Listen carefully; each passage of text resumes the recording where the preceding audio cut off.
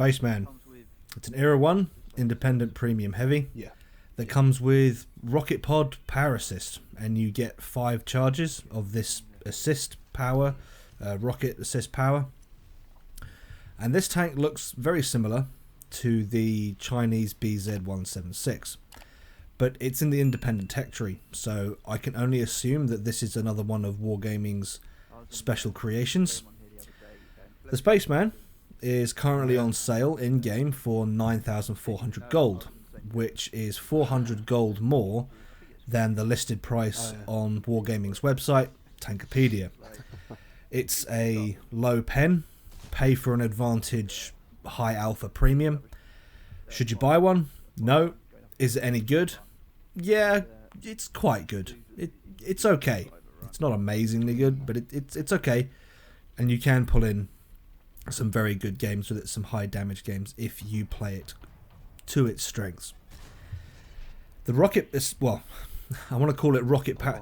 I'll just call it power assist. The power assist also means that you can get yourself out of trouble relatively quickly if the path ahead of you is clear.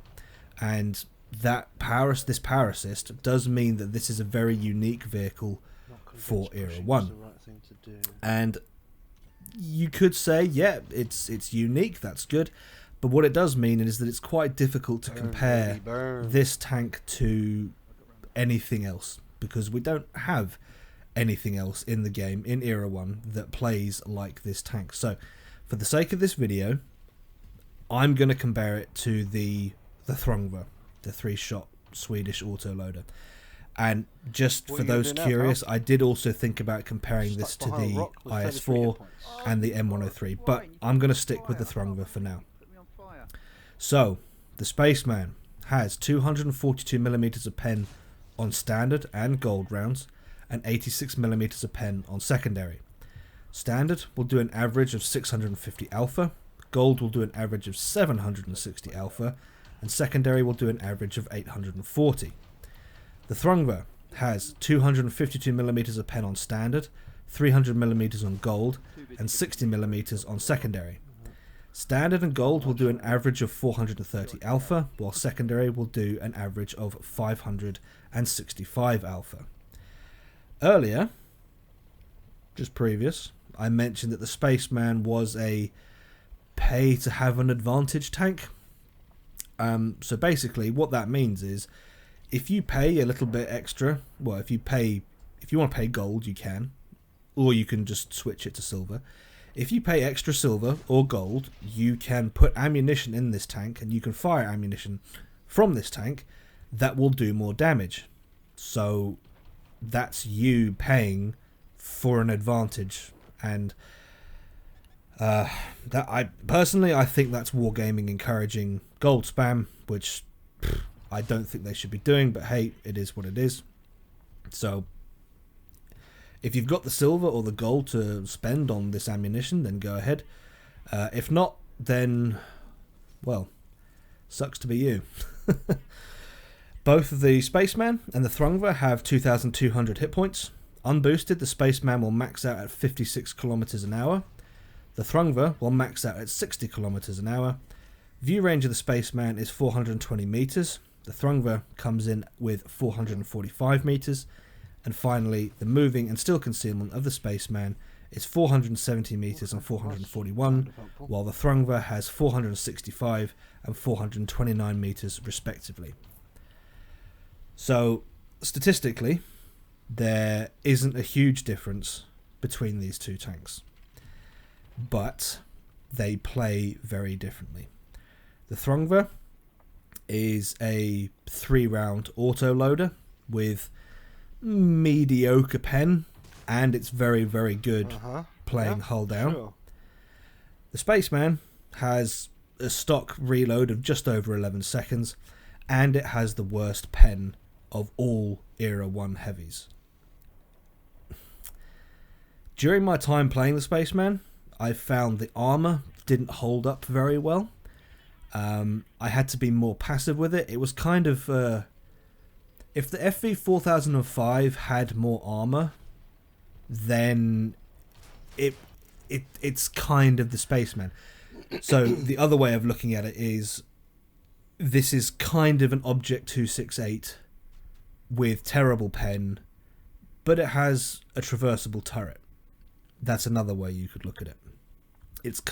It's more of a tank destroyer than it is a heavy, and that meant that I had to be more passive with it. The armor didn't hold up, and I had to be careful with my shots because there's a long reload. The penetration on these rounds means that if you're not careful, you're not going to pen, and then you've got to sit there waiting for the reload. So you've got to be careful with what shots you take.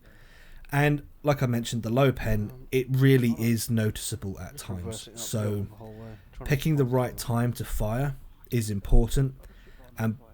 But there is one thing though that really did surprise me, and you saw it in the previous game. The rocket power assist, or the power assist for this tank, it's surprisingly good. It really did shock me just how good this power assist is. I mean, I thought in the previous game I was trying to run away from the enemy team coming towards me.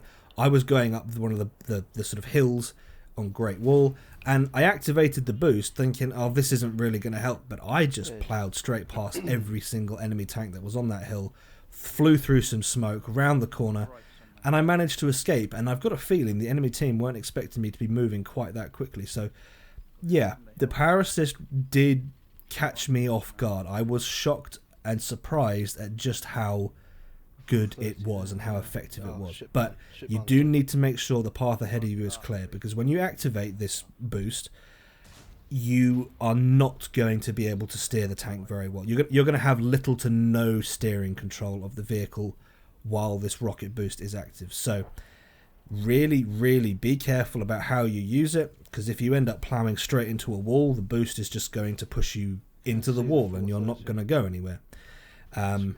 So yeah, you're going to lose almost all steering when the power assist is active. You want to point in the right direction. You want to point in the direction that's clear, and then activate it. Don't activate it and expect to steer anything, because yeah, you won't. The most effective way to play this tank is to spam gold, and I really don't agree with that. I don't know why Wargaming are going down this road of encouraging gold spam. I don't think they should be implementing these mechanics, because they like to go on about how they balance the game by making sure everything is even and balanced, and I've got over 150 million silver to throw away, so I can spam gold all day long. But if you're new to the game, this is your first week playing, your first month playing, and you've just bought the Spaceman, you're not going to have that silver to throw away. So yeah, again, sucks to be you. I don't know why. I don't know why they've done this, but they have. Gold spam is basically the best way to play this vehicle. It's the best way to get the extra alpha per shot. It is what it is. I don't like it. I don't agree with it, but it is the best way to play this vehicle. Alright, let's have a look at the economy stats for the Spaceman. So it's got a 55% silver boost, 10% tank XP boost, 5% free XP boost, and finally a 20% crew XP boost. So this thing can double up as a crew trainer. If you really want it to be a crew trainer, or if you want an Era 1 tank that is that could be a crew trainer, then the Spaceman could be that tank for you. It doesn't have the top 25% crew XP boost that regular crew trainers have. But, you know, 20% is better than nothing.